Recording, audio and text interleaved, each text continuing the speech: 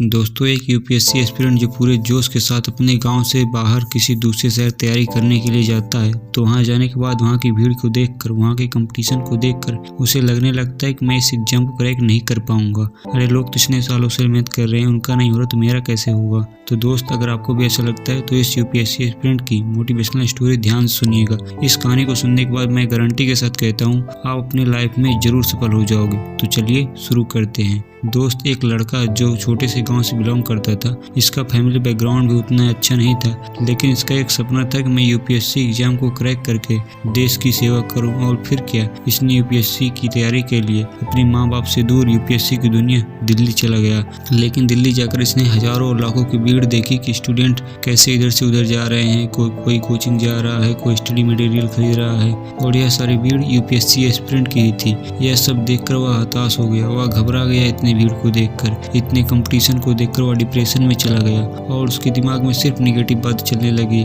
इसे रात भर नींद नहीं आने लगी। यही सोचने लगा कि लोग इतने सालों से मेहनत कर रहे हैं, उनका सिलेक्शन नहीं हो रहा तो मेरा कैसे होगा। अरे मेरा तो फैमिली बैकग्राउंड भी अच्छा नहीं है। यह बिल्कुल हताश हो गया था, क्योंकि सिर्फ 400 से 500 सीट के लिए इतनी भीड़ उसने कभी नहीं देखी थी। और यह बात हर नए एस्पिरेंट के मन में आती है। लेकिन फिर कुछ समय बाद उसने अपने ठंडे दिमाग से सोचा, अगर मैं यहीं से लौटकर वापस चला गया तो जिंदगी में कभी भी आईनों को नहीं देख पाऊंगा, क्योंकि जब मैं आईनों को देख लूंगा और उसमें मेरा चेहरा नहीं बल्कि एक फेलियर दिखेगा। उसमें यह दिखेगा कि मैं डरपोक था, मैं डर की वजह से तैयारी नहीं कर पाया। और मैं अपने माँ बाप को बोल कर आया हूँ, उन्हें सपना दिखा कर आया हूँ कि आपका बेटा आईएएस बनकर ही लौटेगा, तो मैं बिना आईएएस बने कैसे चला जाऊँ। नहीं, ये नहीं हो सकता। दोस्त, फिर इसके अंदर यूपीएससी क्रैक करने का जोश आ गया और फिर इसी जोश के साथ तैयारी करना शुरू कर दिया और इसने दिन रात मेहनत करके और डेडिकेशन के साथ पढ़ाई करने लगा।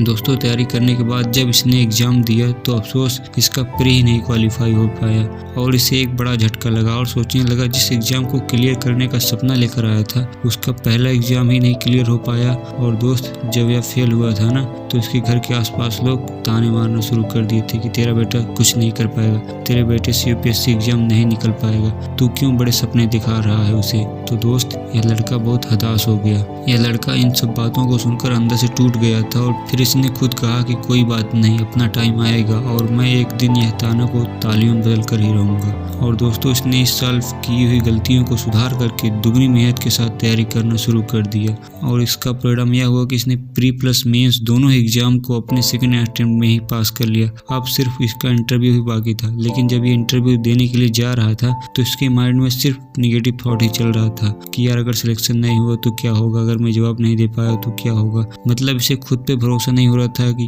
इसने अपना सेल्फ कॉन्फिडेंस खो दिया था और इसने जैसे तैसे करके इंटरव्यू दिया और रिजल्ट का इंतजार बहुत उम्मीद के साथ कर रहा था। ये सोचकर चलो इंटरव्यू तो खराब निकल गया, लेकिन कोई न कोई छोटा पद तो जरूर मिल जाएगा। लेकिन दोस्त, जब रिजल्ट आया तो ठीक उल्टा हो गया।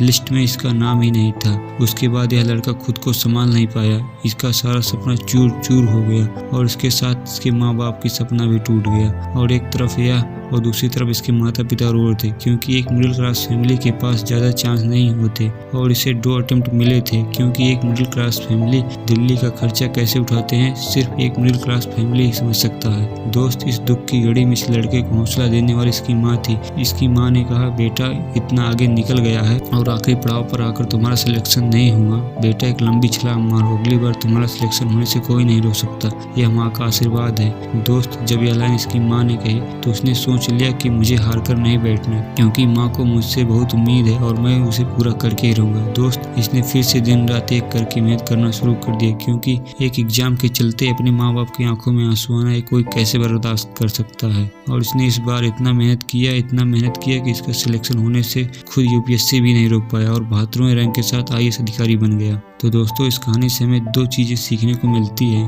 कोई भी एग्जाम क्रैक करने के लिए फैमिली बैकग्राउंड मैटर नहीं करता। दूसरी बात, आपको खुद पर भरोसा होना चाहिए और खासकर यूपीएससी जैसे बड़े एग्जाम में, क्योंकि जब आपको खुद के ऊपर भरोसा ही नहीं है तो आपके ऊपर इतनी बड़ी जिम्मेदारी, एक जिले का भार आप कैसे संभालोगे। तो दोस्तों, स्टोरी सुनने के लिए थैंक यू सो मच। दोस्त, अगर स्टोरी अच्छी लगी हो तो वीडियो को लाइक करें एंड चैनल को सब्सक्राइब जरूर करें। आपको हमारे चैनल पर ऐसी मोटिवेशनल स्टोरी मिलती रहेंगी। जय हिंद, वंदे मातरम।